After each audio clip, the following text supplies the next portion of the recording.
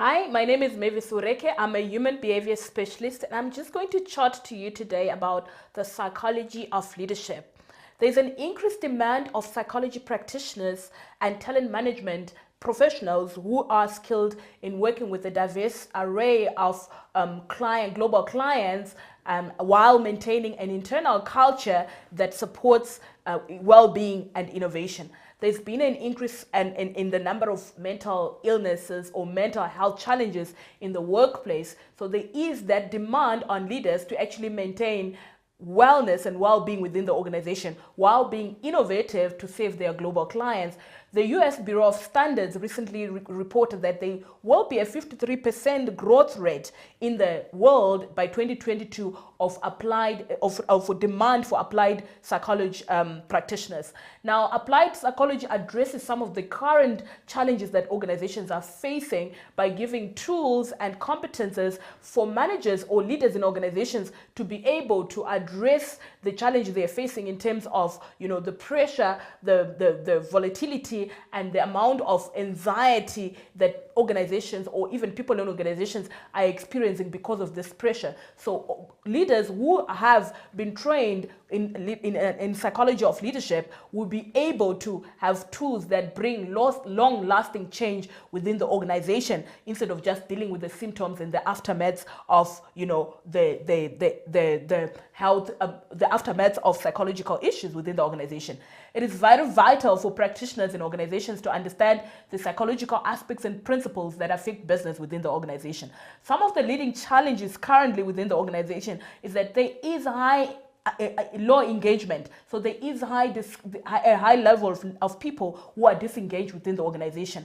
And there's also a challenge of losing top performers. So there is bidding for high performers within the organization. Instead of developing your own performers, people are just bidding or buying top performance in organizations. And there's also leadership gaps. So the reason why there's top performers that are being hired or being bought by other organizations from other organizations is because leaders are not developing their own internal capacity. So the biggest HR challenge is that they need to develop leaders. So at least they must develop leaders. They must also align people with the strategies within the organization. So they must also come up with strategies to engage employees within the organization. And this is not just an HR challenge, it's a leadership challenge. So two principles that we talk about, for leadership to be effective, it must be complete, integrated, total leadership development.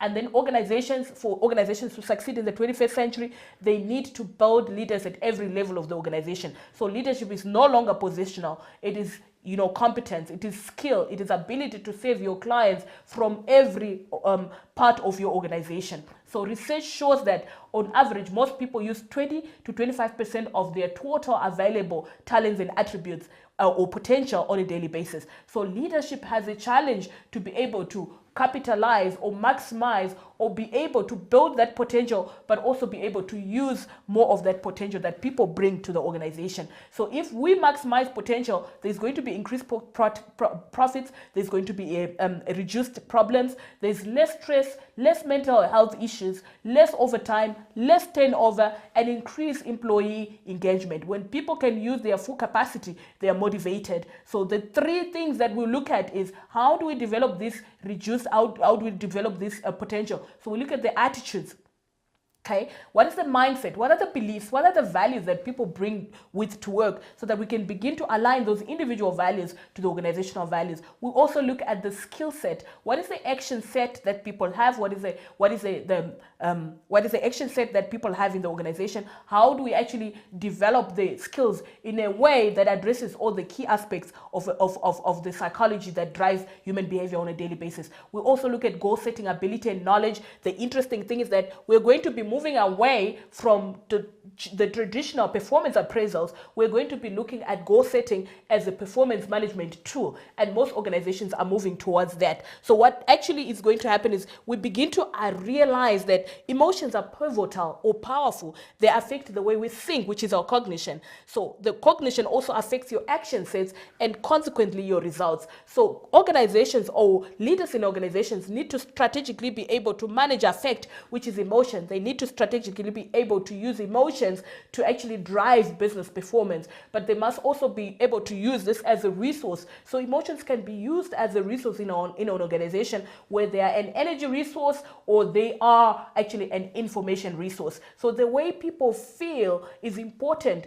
and we need to find ways of measuring this within our organization, because good moods equals to good business. But if you've got more negative vibes or negative emotions within the organization, that's why there's an increase in mental health cases, or there's an increase in depression, there's an increase in sick days and leave days, because people are not feeling the motivation, they're not excited, they're not engaged, and that shows up in terms of the symptoms that affect even business performance. So in psychology of leadership, we address these aspects of how do you use affect to improve results, how do you use cognition and align affect and cognition to ensure that the actions and behaviors in the organization are aligned to the results that we're trying to produce within an organization. Thank you so much.